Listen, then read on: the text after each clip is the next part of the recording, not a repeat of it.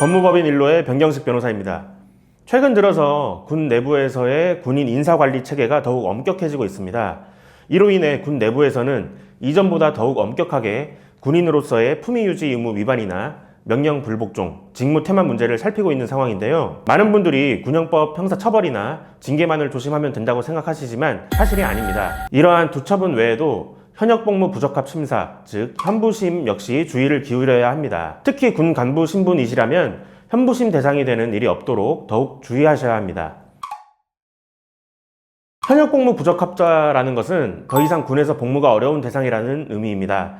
하지만 단순히 복무 도중 실수를 하는 수준 정도로는 부적합자로 판단하지 않습니다. 군인사법 시행령 제49조는 현역복무 부적합자 판단을 위해 크게 4가지의 기준을 제시하고 있는데요. 첫 번째로 능력 부족으로 인해 계급에 해당되는 업무 수행이 불가한 사람, 두 번째, 성격 결함으로 인해 현역 복무가 불가하다고 인정되는 사람, 세 번째, 직무 수행을 포기하거나 성의가 없는 사람, 네 번째, 군 발전에 방해가 될 수준의 능력이나 도덕적 결함이 있는 사람, 이렇게 구분을 하고 있습니다. 만약 군대 내에서 복무 중이던 간부가 문제를 일으켜서 복무가 어렵다고 보이는 상황이라면 현부심을 개최하여 위에 4가지 기준에 부합하는지의 여부를 판단하게 됩니다. 그리고 만약 부적합자가 맞다는 결론이 내려진다면 결국 강제전역 절차를 밟게 됩니다.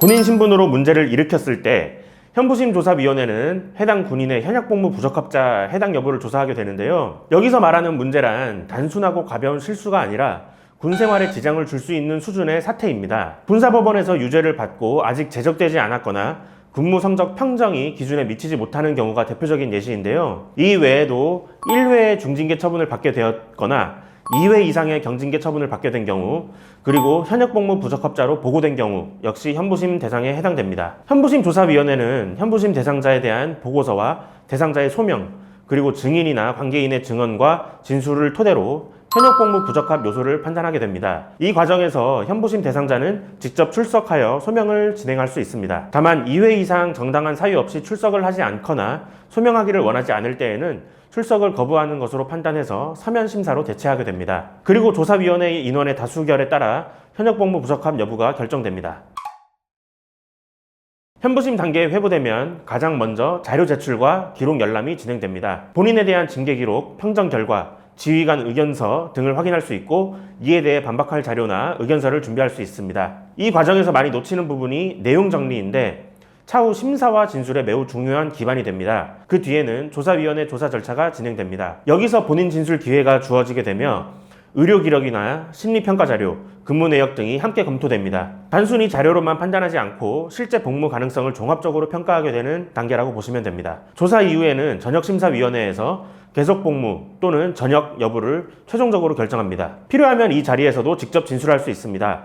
최종 결정이 내려지면 본인에게 통보되고 만약 결과가 부당하다고 느낀다면 인사소청을 거쳐 행정소송으로 이어지는 절차도 가능합니다. 정리하자면 간부 현부심은 단순한 행정 절차가 아니라 본인의 군복무 여부가 결정되는 매우 중요한 과정입니다. 이 영상을 보고 계시는 군 간부 신분이시라면 현부심에 더욱 신경을 쓰셔야 하는데요.